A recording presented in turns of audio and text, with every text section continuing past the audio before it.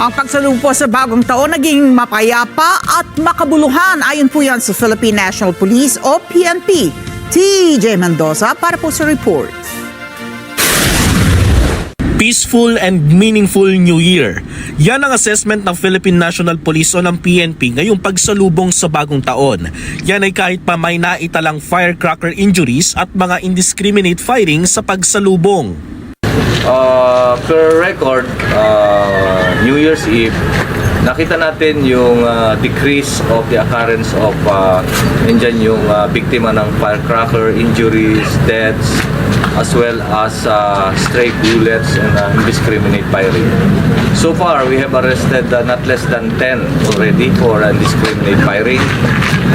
Pag totalin natin yung from December 16 to present. At maswerte tayo, buti at nandyan yung ating mga LGUs, nandyan yung mga police natin na nagko-coordinate. Kukunti yung ating biktima ng stray bullet as well as yung mga firecracker related injuries and deaths. Samantala, pumalo na sa 15 kaso ng indiscriminate firing ang nai-record ng PNP simula noong December 16, 2025 hanggang kahapon, January 1, 2026. Apat sa mga insidenteng ito ay kinasasangkutan ng pulis kung saan ang 3 ay naaresto na. Sa nasabing numero, 2 ang naiulat ng indiscriminate firing sa Ilocos Sur at Iloilo, habang iisa naman sa Isabela, Benguet, Manila, Surigao del Sur, Pampanga, Abra, Parañaque, Cagayan de Oro, Negros Occidental, Catanduanes at Batangas. Mapapansin sa ulat na 6 na kaso ang naitala nangyari noong December 25, 3 sa bagong taon, 2 noong December 22 at 1 noong December 18, 19, 21 at 31. Kung saan nagresulta ito sa pagkakaaresto ng 14 na individual at 3 na nananatiling at large o pinaghahanap pa rin ng mga otoridad.